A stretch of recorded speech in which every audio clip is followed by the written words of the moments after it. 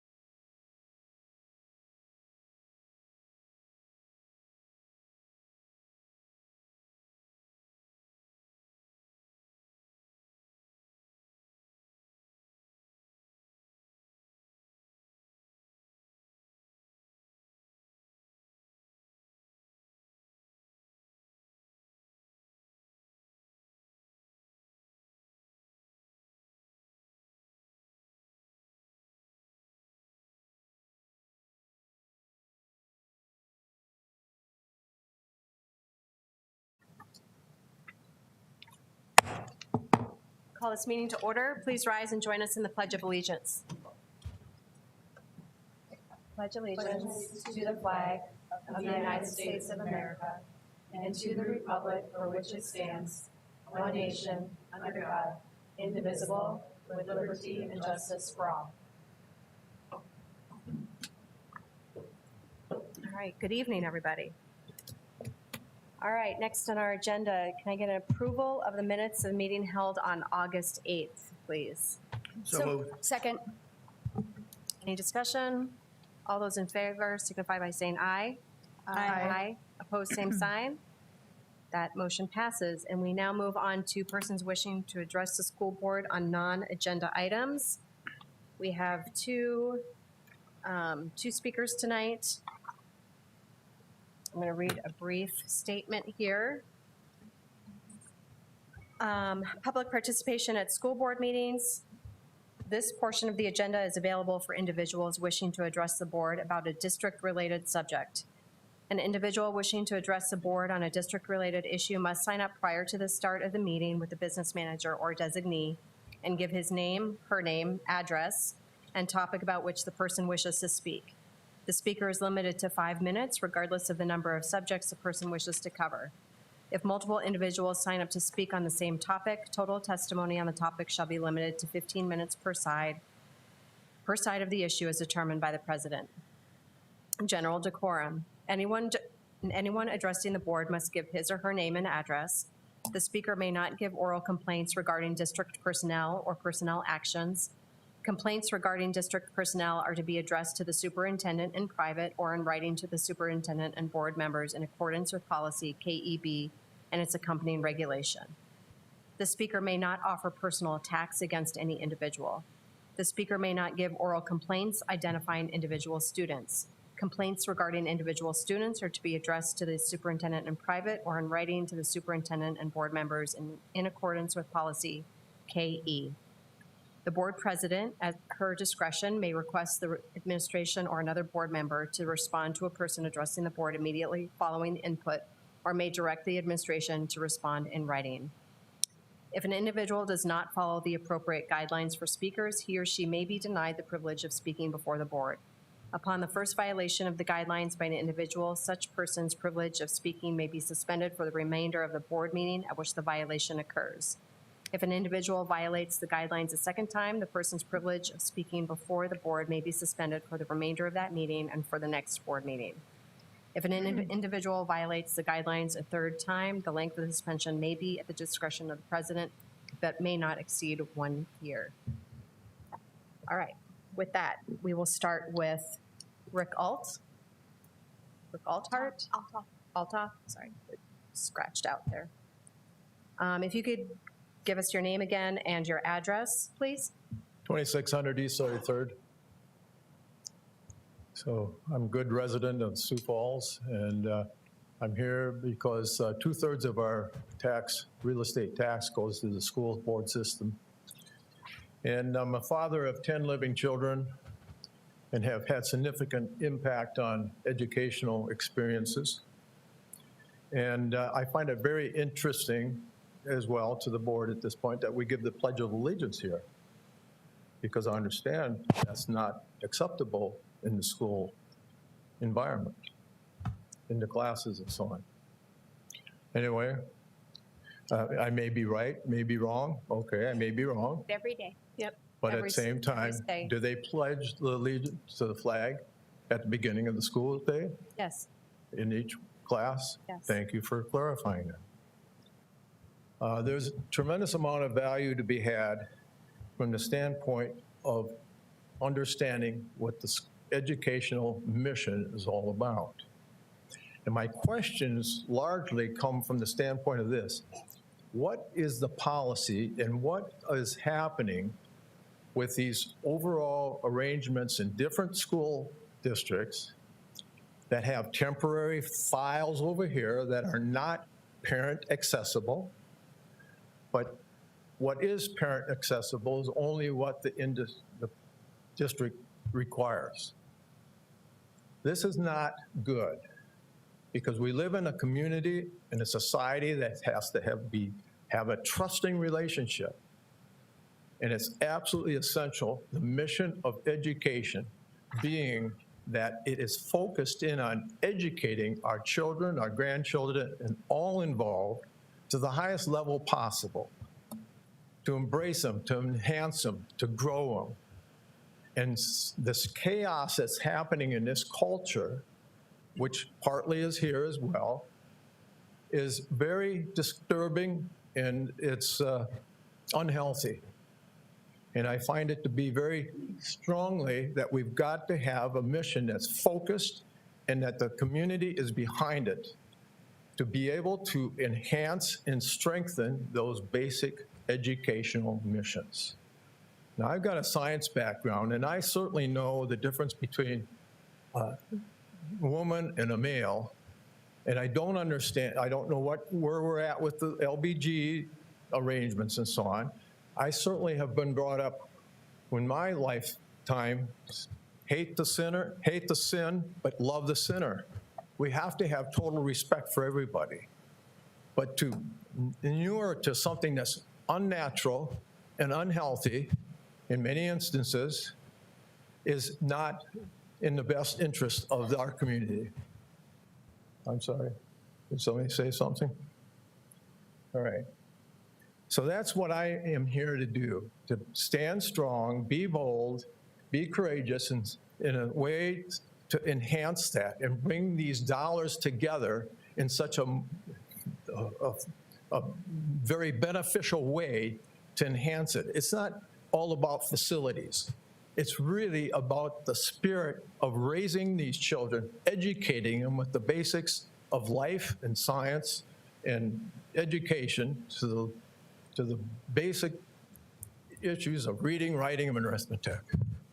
And I strongly encourage you to consider that and bring that into policies. But I do appreciate recognizing what is happening in the administrative side of things.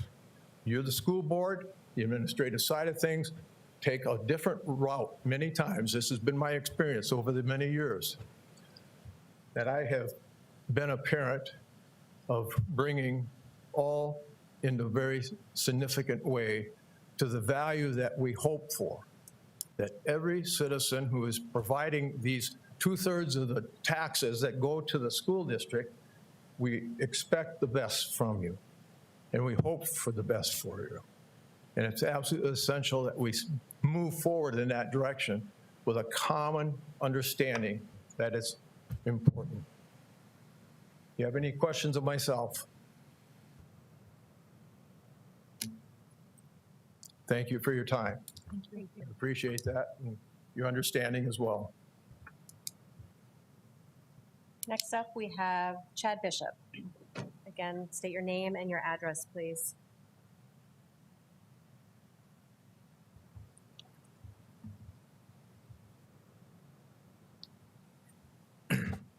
Good evening. My name is Chad Bishop. I live at 7405 South Valencia Drive here in Sioux Falls.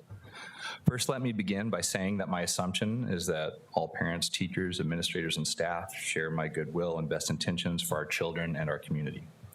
I invite you again to create a forum for discussion of sensitive topics like critical race theory, social and emotional learning, diversity, inclusion, and equity.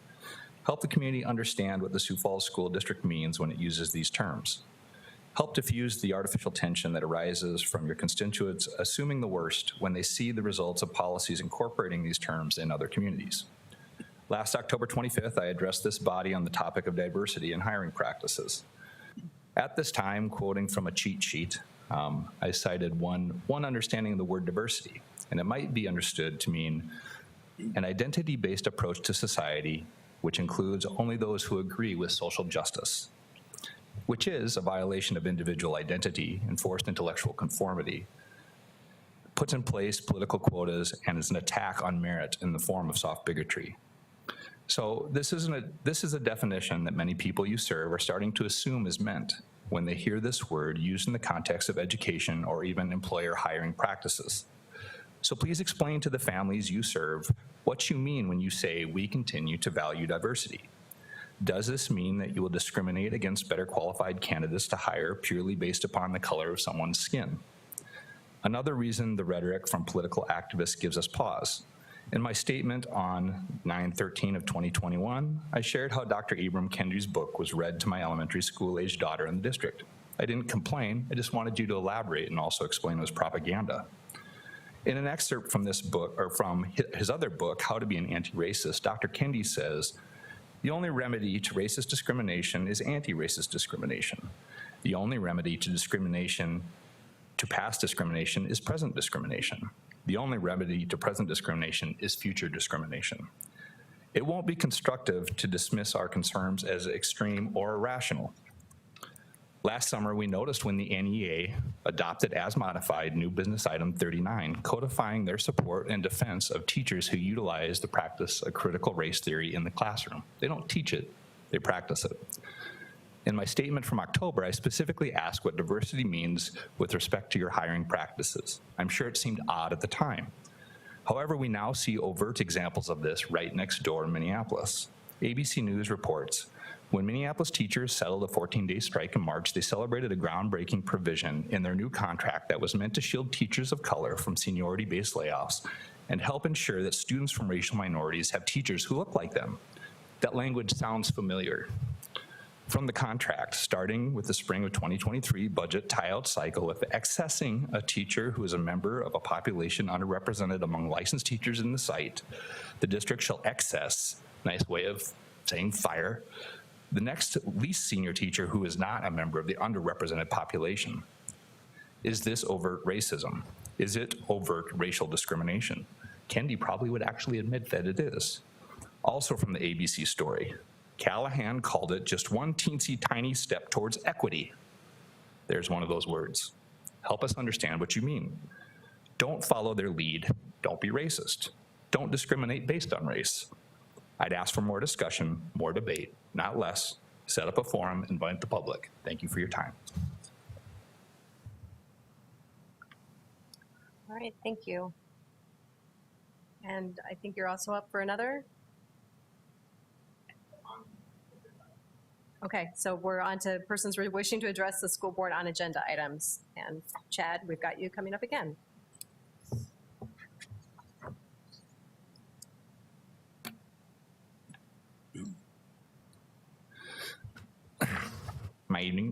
Good evening, my name is Chad. I live at 7405 South Valencia Drive here in Sioux Falls. With respect to the Continue to Learn plan update, I've noticed that the updated CDC guideline, per the updated CDC guidelines, that you removed the policies that treated unvaccinated children differently than vaccinated children. Thank you for that. I'd like to think that it was my persuasive arguments over the months that led to this change in policy. Or perhaps it was the doubly vaccinated and doubly boosted Dr. Fauci or President Biden both getting COVID twice that had you question the wisdom of this policy. But I do realize in the end, you had to listen to the experts to manage your risk. With that said, please remember the value of sincere, well-reasoned skepticism. Thank you for not following the outright idiocy of larger cities like New York. Imagine continuing to deny over 375,000 kids access to sports or other, quote, high-risk activities, unquote, because they're unvaccinated. Imagine knowing what we know now and still coercing your teachers and staff into continued boosters. They know the vaccines being offered don't prevent infection. They know the vaccines being offered don't prevent transmission. They know that the immunity conferred by infection is equal, if not superior, to that conferred by the vaccines, which were developed against long extinct variants. And they know that almost all kids have been infected. And yet they persist, not in pursuing a science-backed policy, but in pursuing compliance. Compliance, which in the light of the evidence that has been available to us for months, and you've heard here for months, almost a year, will likely be considered medically unethical in the end. If I were to ask for improvements to the plan as provided in this report, it would be to the vaccine resources section, and it would be to inform all who might read it that prior infection is more durable and more efficacious than any of the vaccine schedules that have been recommended. It should also be made clear, given this, that to vaccinate a COVID-19 recovered person is to ignore the resulting risk analysis and is likely medically unethical, especially when one considers the risk stratification by age and chronic disease.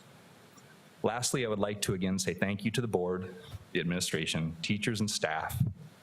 Despite our policy differences, our children and our families are the beneficiaries of your reasoned leadership on this front. And I say that with sincerity and not snark. Again, when the rest of the country lost their heads, thank you for keeping yours. Sincerely, thank you. Thank you. All right, moving on to agenda item 6, approval of the agenda. Can I get a motion and a second, please? So moved. Second. All those in favor signify by saying aye. Aye. Opposed, same sign. All right, that motion passes. And on to the good news report. Dan. And it's going to be me tonight. Yes, we have a guest with us. Tonight we have Steve Hildebrand. Steve represents the Promising Futures Fund. And Steve, if you have guests with you, I'll let you introduce them. I didn't know if you brought anybody with you or not. We want to start this good news report by saying thank you. Steve has done so much for the children in our community and their families, because where all of this started, as I recall, is you saw a need. And when you saw a need, you went about finding some solutions that have resulted in some really nice program enhancements for our students and focusing on literacy and getting books into the hands of kids, which we love that. So I would invite you to give us an update and let us celebrate the good work of Promising Futures. Thanks, Dr. Stephen. And thank you all. Thank you for your service to our community. You have a tough job and you do it well. You protect the taxpayer dollars very carefully, and you protect our children and provide a great education. And we love the partnership that we've created with the Sioux Falls School District. My name is Steve Hildebrand. I chair the Promising Futures Fund. It's a nonprofit here in Sioux Falls, which we started about 3 years ago. And our primary mission is to provide equity for kids across the school district, primarily focused on poverty, trying to bring equity to kids who are growing up in poverty in the district. Our efforts are to go into the community to raise as much money as we possibly can and provide that money directly to the schools and to the district. We started with a book a month club, and it's a program that's really grown, and I wanted to come tonight to provide the good news and to thank our community for supporting this program. Honestly, it's been pretty amazing.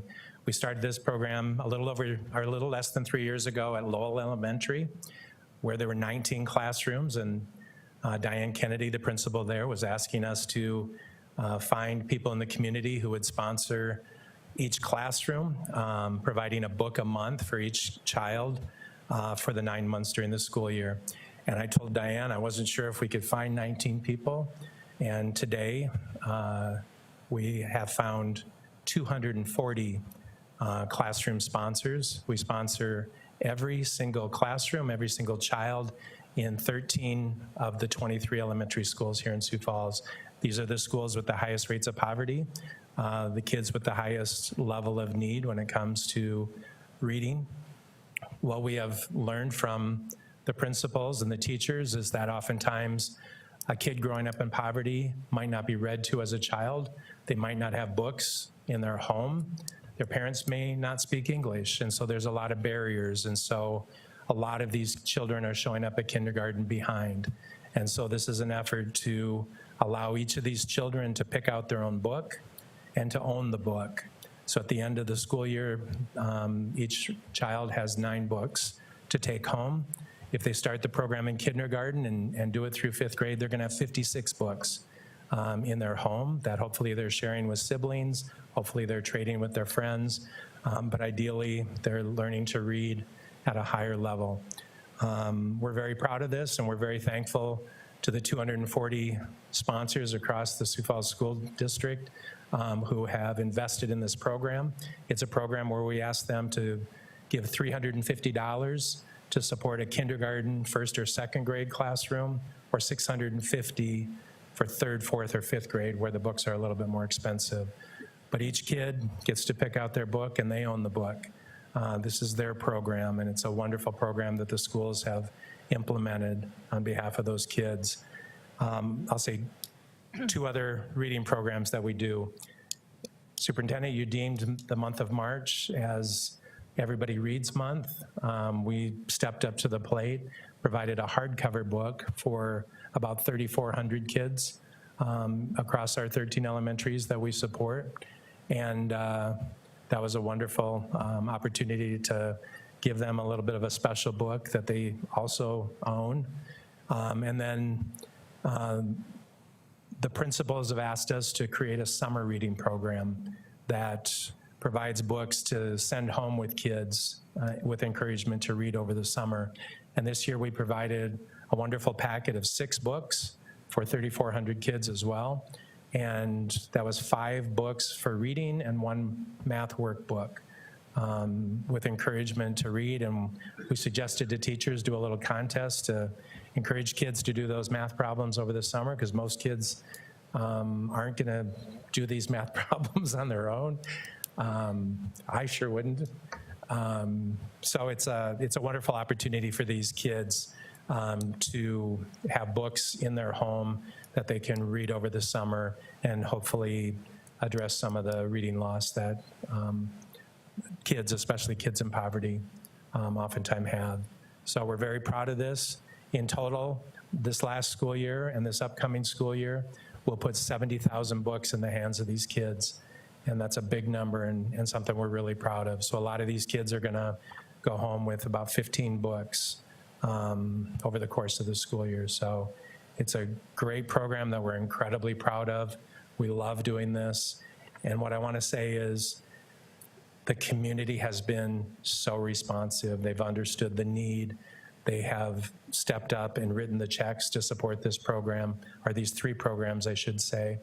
And when we did the resolicitation for the Book a Month Club to seek those 240 classroom sponsors, we did this in 28 days.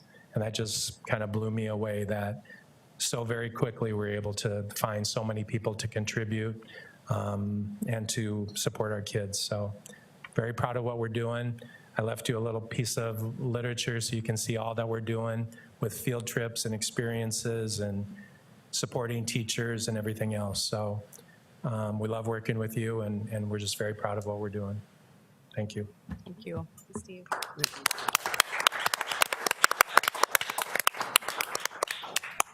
Thank you, Steve, and for everyone that is involved.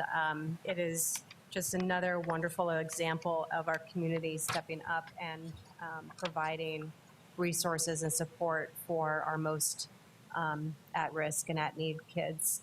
So just thank you very much from the bottom of my heart for seeing that need and fulfilling it in, 10 times over. So just appreciate that, and thank you for being here tonight.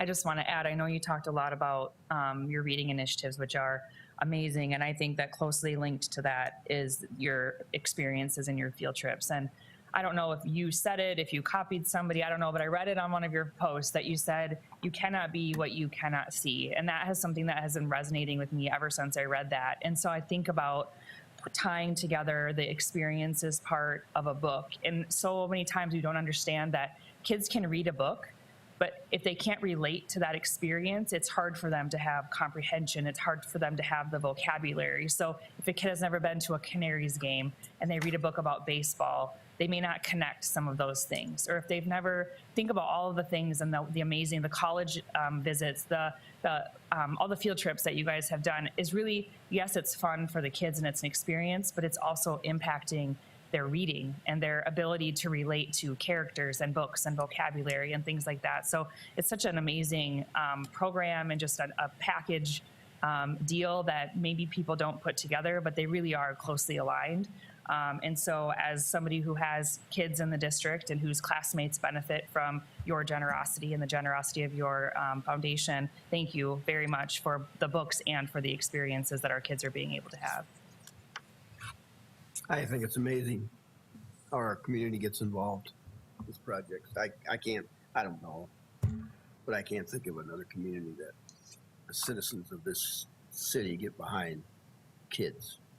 When you ask for help with kids, they respond. I'm overwhelmed. Thank you.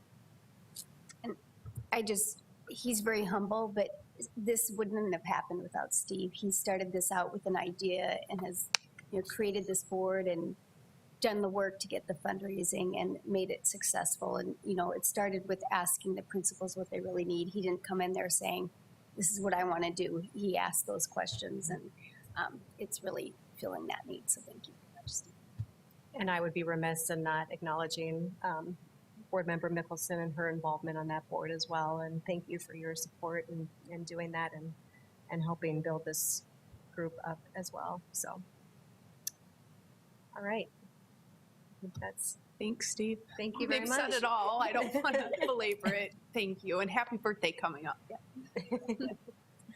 All right, we will move on to agenda items 8, conflicts of interest. We didn't have any new conflicts of interest this month, so we'll move on to the approval of the consent agenda. Can I get a motion to approve items 9A through G, please? So moved. Second. All right, any discussion? All those in favor signify by saying aye. Aye. Opposed, same sign. That motion passes. We move on to item 10, supplemental consent agenda.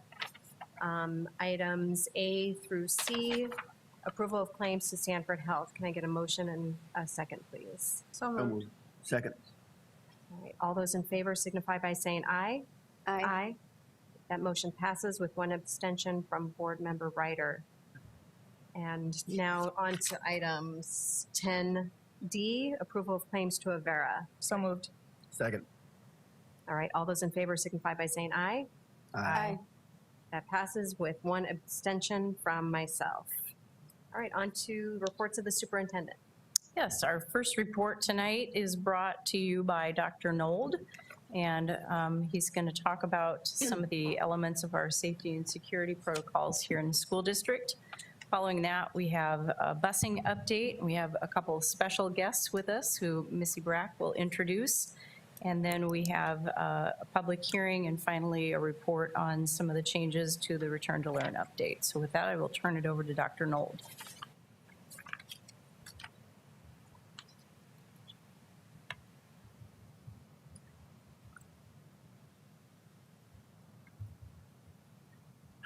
We're close.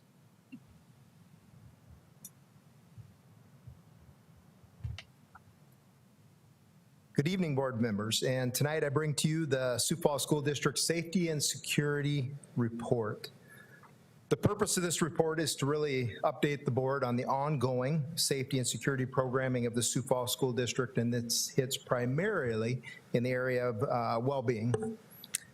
Explanation of this report: the safety and security of our students, our staff, and our community members really continues to be a focal point, and this is truly addressed in the area of well-being, which is part of our district priorities.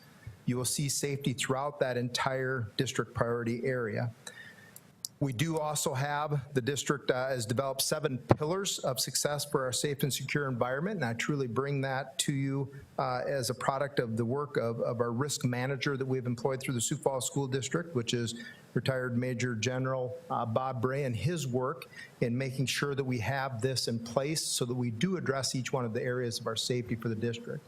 You can kind of see in this diagram the 7 areas. I will break those down as we go throughout this report to highlight some of the things that we're doing in each one of those 7 areas. The explanation of this just being continued, we're really going to look at some of the overview, the general overviews of some of the safety protocols and procedures, some of our building changes that we have looked at, and the technology that we utilize within the Sioux Falls School District to keep our students, staff, and community safe. So we'll start out in this first area. This first area has to do with the policies, practices, and procedures. It's probably one of the least flashy areas, but one of the most important areas as you go through. And it's really putting those things in place so that we have the plans in place, the procedures in place, so that every school is prepared to address any type of a situation that comes their way, especially when we're speaking about the safety of our students and our staff. The first area that I'll highlight in there is the annual required trainings that we have. So each year, as many of you know and have probably been part of in previous years, but our fire drills, our tornado drills, we also utilize our lockdown drills and tabletop safety exercises that each school will complete. The tabletop safety exercises really practices that they will go through, discuss specific situations, and then work out what those scenarios would be according to the plans that we have in place. We have to also take the staff safety and security training, so we work through each year at the beginning of the year with safety and security training that each one of our staff members will go through at the start of the year as part of that back-to-school training. Some of the additional drills that we will look at in the training is reunification drills. If you remember a couple years ago, 3 years ago, I believe it was, we went through the whole reunification process where we utilized one of the schools, Eugene Field, and took those individual students out and practiced that reunification process at the arena. That's one of the drills. We will also do that again this year, but it will not be with the students. We'll take the adults and work them through that same process again. Our alternative site location drills, where we have for each and every school an alternative site that they will have to go to in case we need to evacuate their building. And so that is set up, and we go through and talk about that, and we make sure that the staff know where those locations are at. We put agreements in place with each one of those, or MOUs with each one of those sites, that we make sure that we have that agreement in place in advance of any school needing to use that. We also have our school safety professional development, and part of that is done within the building. And part of that is done through some of the training that we have utilized through the work of Bob Bray in making the videos available that we go through, and each staff member, depending on what their position is with the Sioux Falls School District, they would need to go through and make sure they complete that training and then sign off.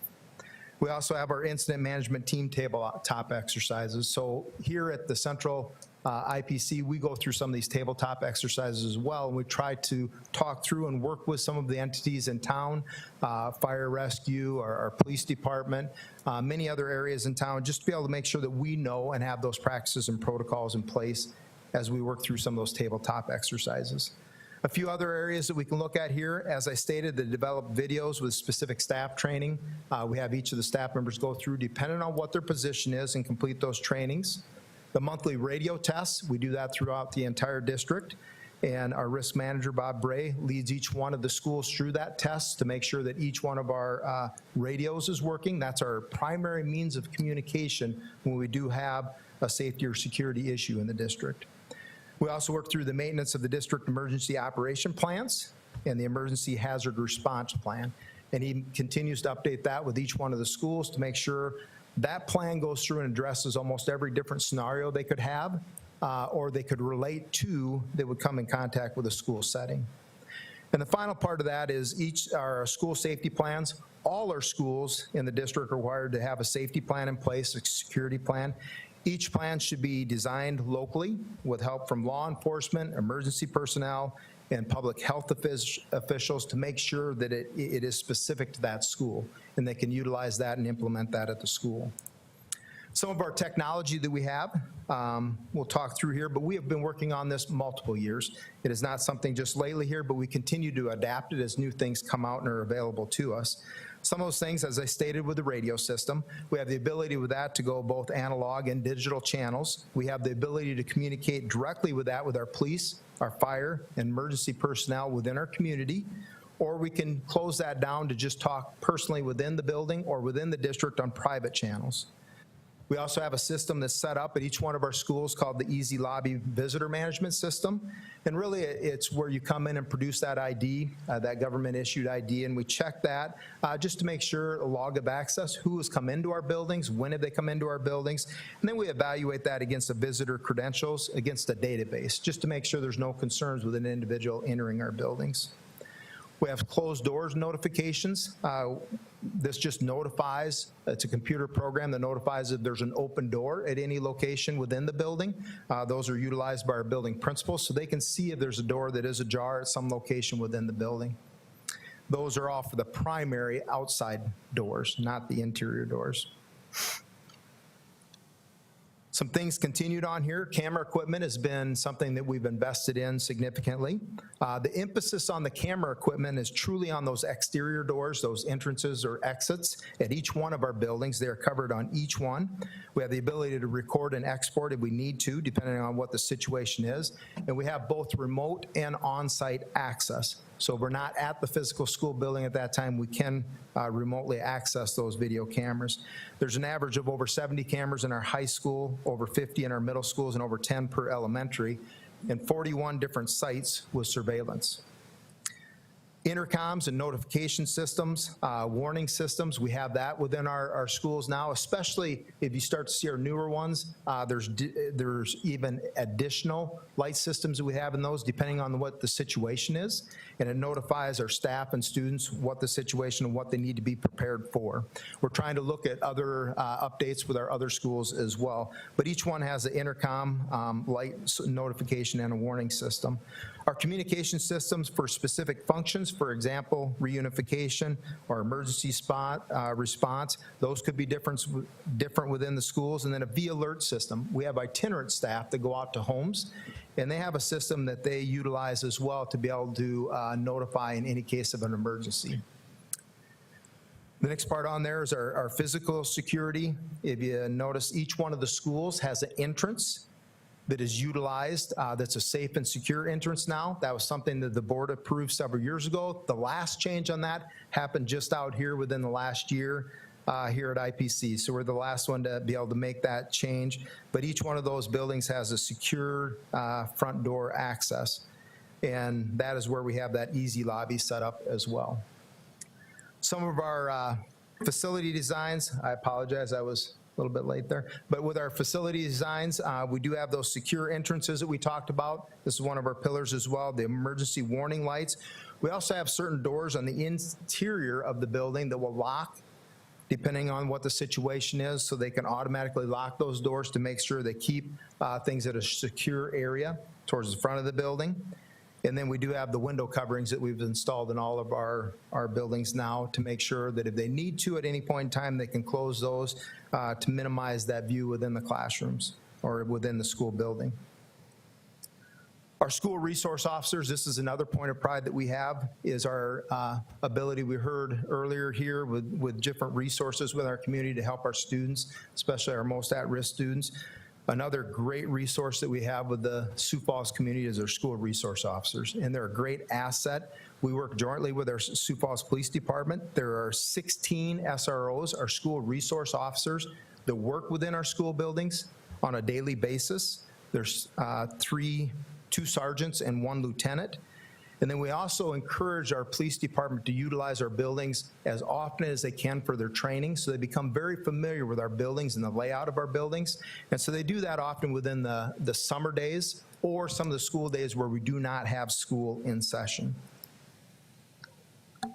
One of the other things that we significantly highlight is our see something, say something. So if you've had a notification that comes home where we update you on something that maybe happened in the community where we needed to do a shelter in place or a lockdown drill, we try to always close that out with an encouragement that if you see something, to say something.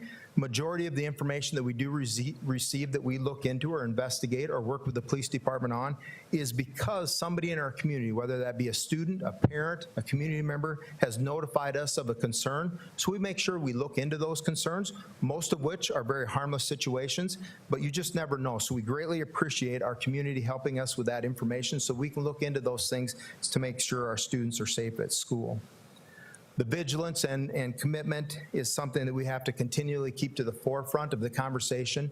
We want to make sure any and all of our staff members know and any of our students know that it is something that's going to be an ongoing commitment from the Sioux Falls School District to keep our students and staff safe. Culture and climate, it's one that may not come to the top of people's minds right away when they think about school safety, but it is an integral part of keeping our students and staff safe. Some of the things that we talk about there are truly the climate and how we keep our kids involved and how we keep them in a relationship with our staff and other students at a building so we make sure that they feel a significant part of the building. And so as we go through and talk about some of those, the implementation of the MTSS model, that's happening throughout the entire district to make sure we have ways to be able to intervene and help students at an earlier basis. Our safety and security coordinator, that's one of the new things we have. Many of the things that we have here have been ongoing for multiple years, but our new addition of our hired Dave Osterquist with that safety and security coordinator. He'll go out and work with a lot of the buildings to make sure their plans are in place and the things that we need to make sure we know from our staff or our students, he can hear that to make sure we incorporate that into our future plans. Implementation of a student threat and risk assessment program. We're working through that now as we go through some of the training, but how do we help to intervene at an earlier stage with a lot of our students so they can be successful in school? Our K-12 career counselor to make sure that they have an area that they see purpose in their schooling. Increased counseling services and increased social emotional supports will also aid in that to make sure that we address their needs at a younger age and earlier intervention. Our career pathways that we've added, some of the things that we've added as well with our school psychologists for additional student support. We have the enhanced counseling program in the elementary where they're going through more classroom sessions. They'll go into the classes and help and teach in those classes. And our additional athletic options for our middle school students and our high school students to help them to be involved. That's something that the board approved through this last budget cycle. And we know that if those students are involved at a younger age, they're going to stay more involved, and students that are involved have a much higher rate of attendance and far fewer office referrals. Additional schools to increase the crowding was something that our community approved over the last couple of years. That helps more of our students be involved in activities at the school. Our community engagement center to make sure our families have the resources they need so they can come to school prepared to learn. Our after-school programming, our additional social workers and student support for family needs. And then also the new Office of Indian Education Department Chair. That's another area that we're working to reach out to some of our Native American families to make sure that they have what they need to be able to be successful in school. Our PBIS implementation, our JAG program at each high school, and all the additional supports we're providing at the Axtell Park programming. One of the key ones that anytime I can have a chance to highlight, mentoring. We need more mentors. The more mentors we can have to be able to match up with our students, it'll benefit us, our students, and our community greatly. So those are some of the things that we highlight and hit on that we've been doing. Some of the highlights here for the 22-23 school year are our priorities. Obviously, with that continued safety training, we did meet with a group of teachers, clerical, support staff, and we talked through what are some of those checklists, because some of the teachers had brought forward concerns about, I'm not sure what all I do need in my classroom, what all I should know. So we created a safety classroom checklist that they should be able to go through this checklist and say, yes, I know where each one of these things are at and located within my room, or I have access to it close by my room. Staff expectations checklist as well, just some of the things that we require or expect of our staff to make sure that we keep a safe and secure school. We have a completion of the Comprehensive School Threat Assessment Guidelines, or the CSTAG training. So we're going through level 1 and level 2 of that training, and then we will meet as a school to decide what portions of that or what parts of that do we incorporate into our Sioux Falls School District program. Our District Safety and Security Coordinator position, I talked about that. That's a new position this year. Our district tabletop exercise, this year we will focus on that reunification process. So we'll have our social workers, our counselors, and any of those staff that are involved in the reunification process. We'll have them all together and we'll go through a practice exercise with them on that. We will evaluate each of the school safety protocols, and then again, just a proactive approach to the safety and security of our schools. In summary, we believe all students and staff must feel a sense of belonging and have the supports needed to be successful both academically and socially. It is our responsibility to create a safe, inclusive, and nurturing learning community in each and every school. Administrative recommendation would be to acknowledge the report on the Sioux Falls School District Safety and Security Update, and I would stand by for any questions. Any questions for Dr. Knoll? Well, I'd just like to acknowledge retired Major General Bray for all of his work that he's done with the school district, and now with this new position with working with them and helping to continue this process of keeping our students and staff safe in our buildings. It's a very top priority of our district and always has been and continue. And we want our parents and families to know that we do keep that on top of mind. Quick question with regard to the safety training. Do we do an orientation for our substitute teachers? Yes, we do. Good. We have a program for each of the substitutes, and they do a training each year that they'll go through, and there's a video that they watch, and they have some of that training on the safety and security, yes.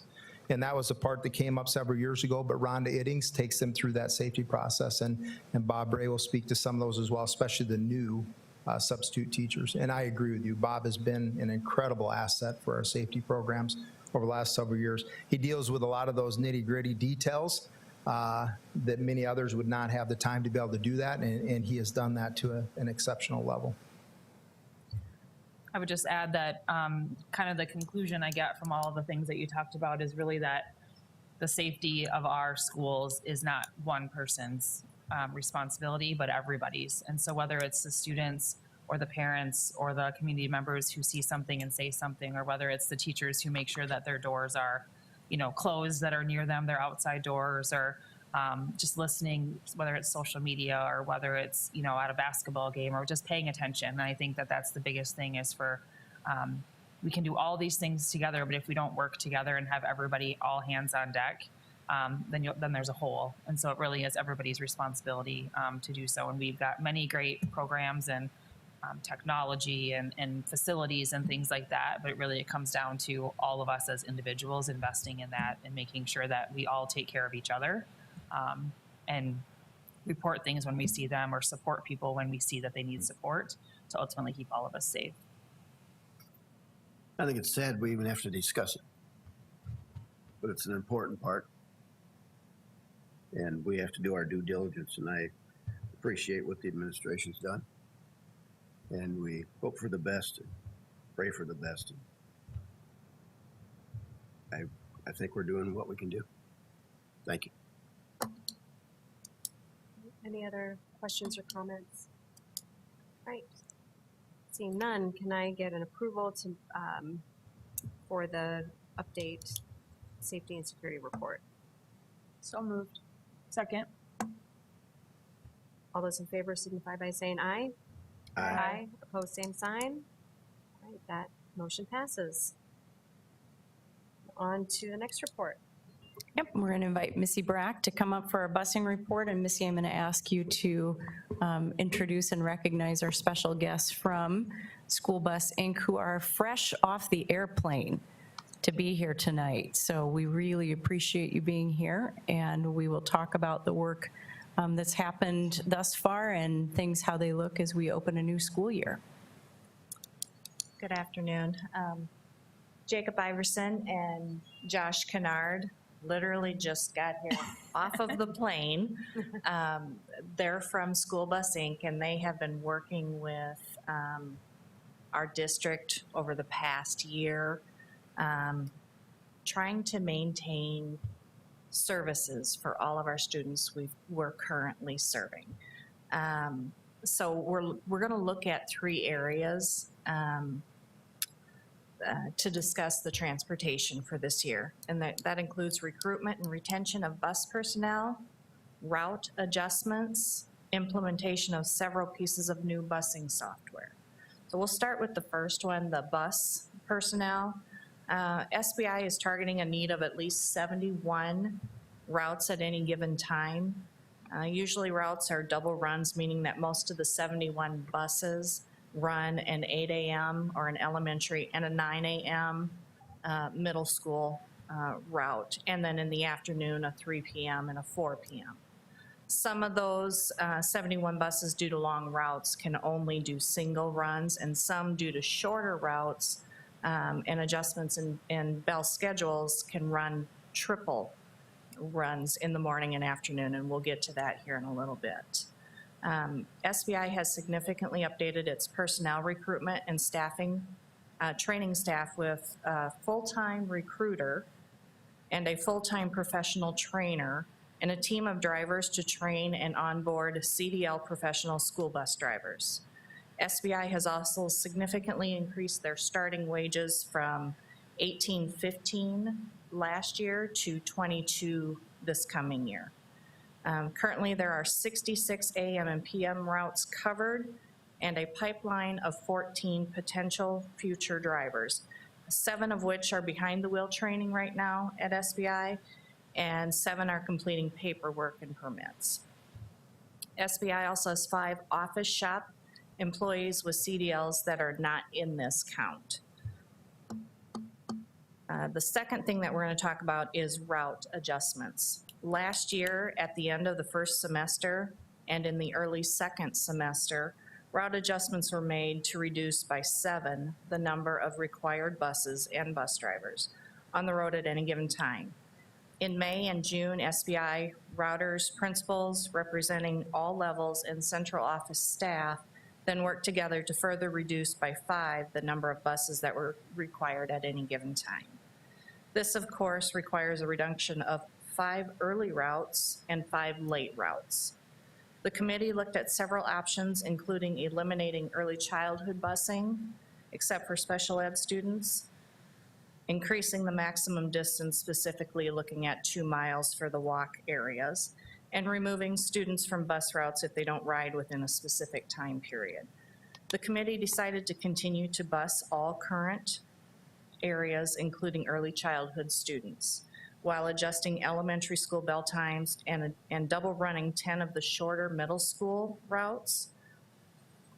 And then what we are doing with those when we're talking about the adjustments in time. So Laura B. Anderson, we didn't do a change in the bell times, but what we're doing is we are picking up students early and dropping them off early at the school, and then going back into their neighborhoods and picking up another group of students and bringing them to school at their normal 7:45 time.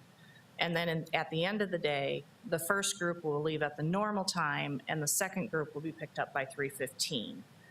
These 2 adjustments maintain a 1 bus reduction, which we made that last year. And then Hawthorne, we adjusted their bell times. They're now an early site. They will double with Lowell. So we had to adjust Lowell's bell time. They are now going to be a late site, so they can double with Hawthorne. Rosa Parks became an early site and will double with John Harris and Cleveland. So we adjusted John Harris and Cleveland to late sites in order to accomplish that. JFK's bell time was adjusted to 7:40 and 2:25. There'll be an early site that will double with Pettigrew. Oscar Howell is another one that we adjusted to an early site so they could also double with Pettigrew. We have Ben Rifle that will have 2 doubles in the AM. So what that's going to look like is they will run an elementary site route, get those kids dropped off, and then they will go do the first run for Ben Rifle. Those kids will get there about 8:15, and then they'll go back out into the neighborhoods and get another group of kids that will get there about 8:45. So then the reverse happens in the afternoon. So there will be some kids that will stay at Ben Rifle in the afternoon and will leave there about 4:40. Same thing will happen with Memorial. Memorial will have 3 buses that will be like that. Additionally, to make bus routes more efficient, SBI recommended to the committee that bus stop distances be adjusted so buses don't spend as much time going through the neighborhoods. We're doing more corner stops. The general stop distance standards were enacted. We have kindergarten to first grade is 0.2 miles from their house or 3.2 blocks. Second through fifth grade is 0.35 miles from their house or 5.6 blocks. Sixth through eighth grade is half a mile from their house or 8 blocks. And then our special education students will be door to door. We also worked with SBI this year to do a new busing software to increase student safety and allow for better communication with parents through a parent-guardian app called Stop Finder, which allows parents and guardians to accurately track their students' school bus in real time. The app is easy to use and is secure, so only authorized users have access to school bus information. Stop Finder, which is tied to the district's bus routing software, is free to parents and guardians and also users to customize when they receive alerts about their children's bus location. The app is also a communication tool providing parents a convenient way to receive notifications instantly. Because Stop Finder works seamlessly with the district's routing software, the transportation leaders can target communications to specific regions that may only be relevant for that area. For example, if a road is closed, bus will be late, only the parents of that area will be notified. In addition to real-time geo alert notifications showing the location of the bus and the ability to receive other communications, Stop Finder also provides school bus stop and schedule information. To maximize the effect of the Stop Finder, students will be issued ID badges to scan on and off the bus. The badges will ensure that students board the correct bus at the end of the school day and get off the bus at the correct stop. Students will scan their badges on the Wayfinder tablet, which also includes a turn-by-turn instruction for the drivers. Finally, there's another piece of software called Viewfinder, which is a dashboard that allows school building personnel to track the whereabouts of buses that serve their schools. Central office and SBI staff can use Viewfinder to track the progress of all buses currently running. The cost for this is approximately $325,000 for new equipment, supplies, computers, software, and employee stipends for FY22. We had 2 high school, middle school, and elementary principals involved in the committee, along with the transportation supervisor, our transportation specialist, and our school busing group. In summary, the district and School Bus Inc. staff worked together for the past several months to maintain busing service to all neighborhoods that were served last year. 3 main areas were reviewed and revisions were made to maintain busing to all neighborhoods that were served with bus service last year. These include recruitment and retention of bus personnel, route adjustments, and implementation of several pieces of new bus software.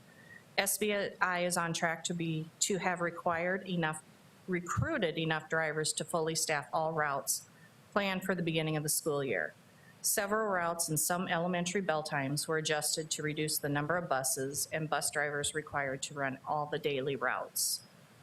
The software enhancements include a parent app to track the progress of their students' buses and when and where the student gets on and off the bus.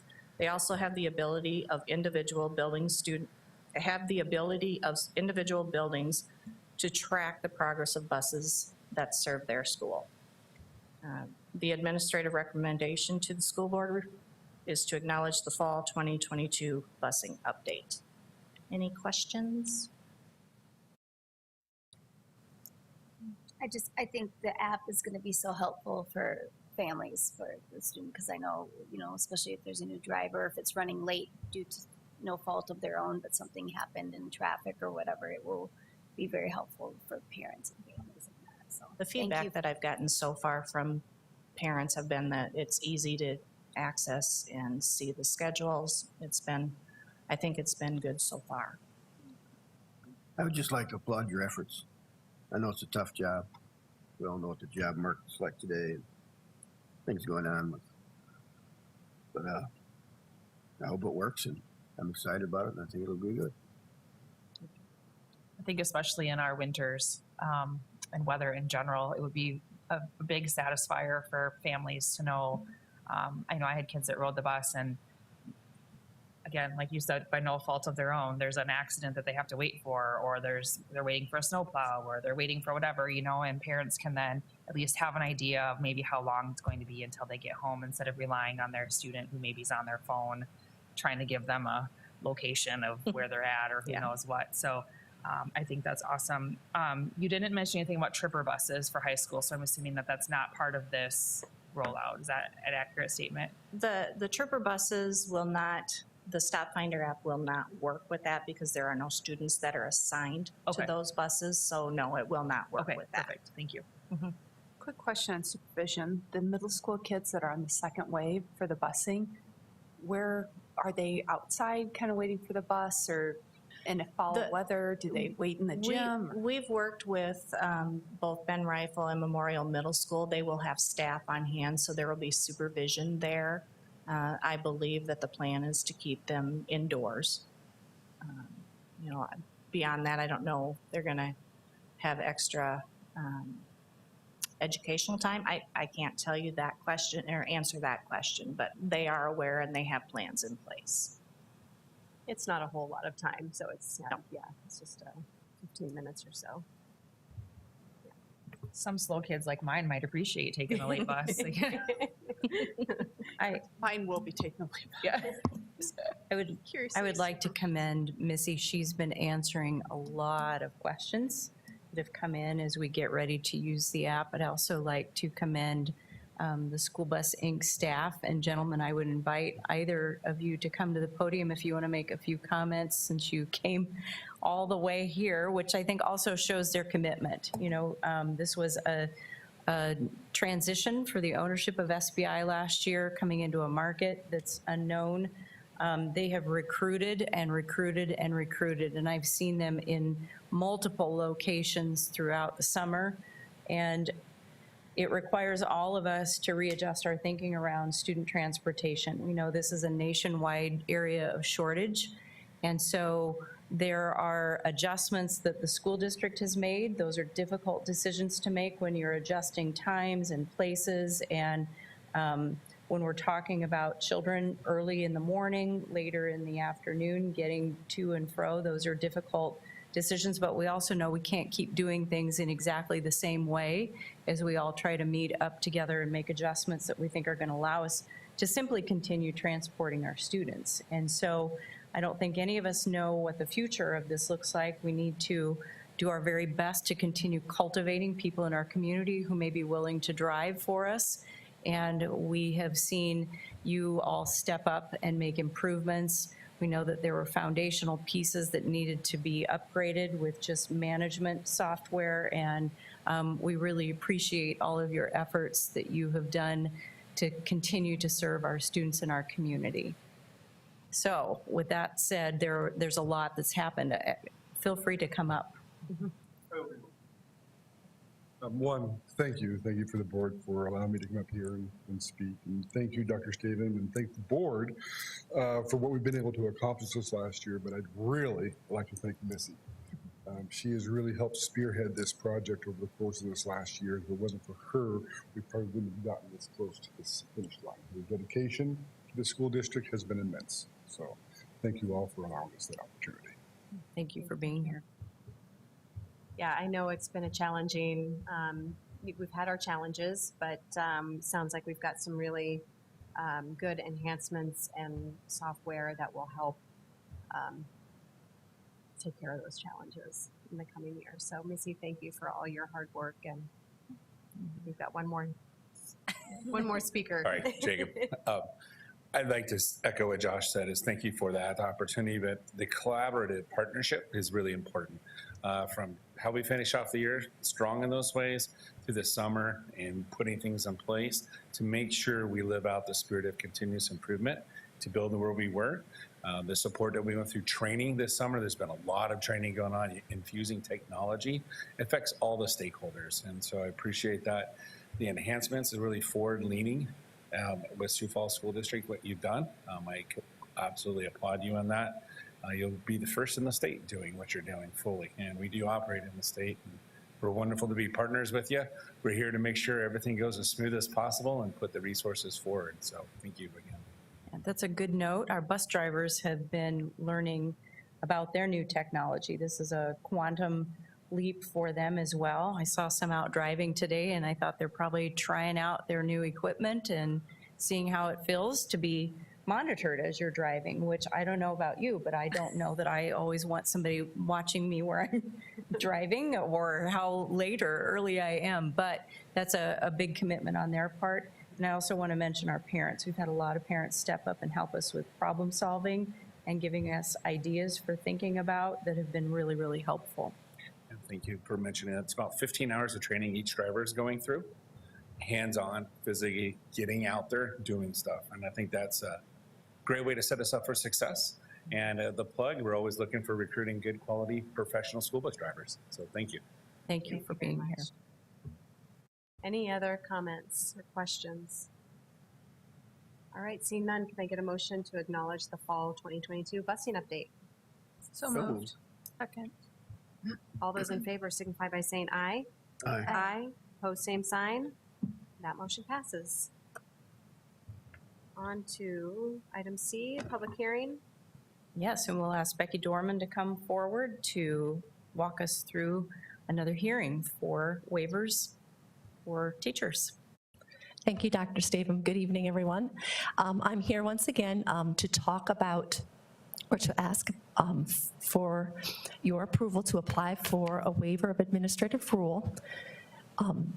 The South Dakota administrative rule allows us to employ teachers pursuing their special education alternative certification while teaching in the field of education. Under this administrative rule, teachers need to have a teaching certificate, just not necessarily with a special ed endorsement, and 3 years of teaching experience within the past 5 years. South Dakota administrative rule also allows us to apply for a waiver. So that's what we're doing. We have 3 individuals as part of this public hearing where we need to waive a couple of those general requirements within the special education alternative certification.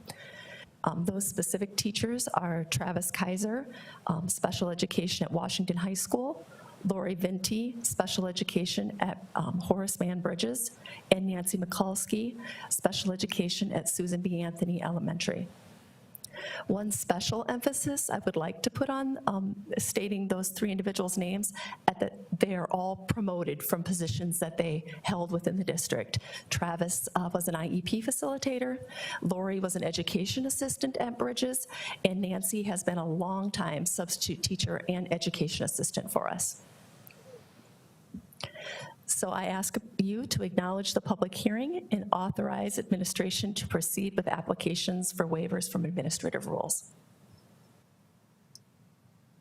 All right, this is my first public hearing. Do I have to open it up? Yes, I'd like to open it up for a public hearing. Anyone wishing to speak on this topic can come up. All right, we will now close the public hearing and ask for an acknowledgement.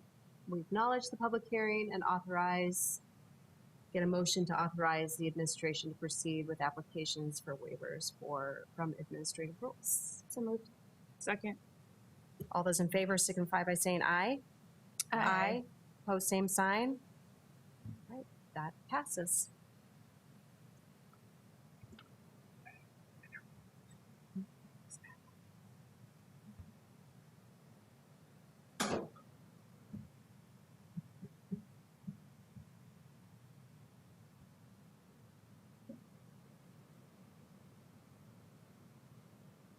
And I believe the final report for the night. The Sioux Falls School District Continue to Learn plan for the 22-23 school year. I will go through and just provide you the updates on that. These updates are provided to you because of the changes or the guidance that just came out this past week by the CDC. And so the changes were prompted because of those changes. First of all, just a brief explanation. The Sioux Falls School District has obviously had our Continue to Learn plan in place. The board approved that August 9th of 2021.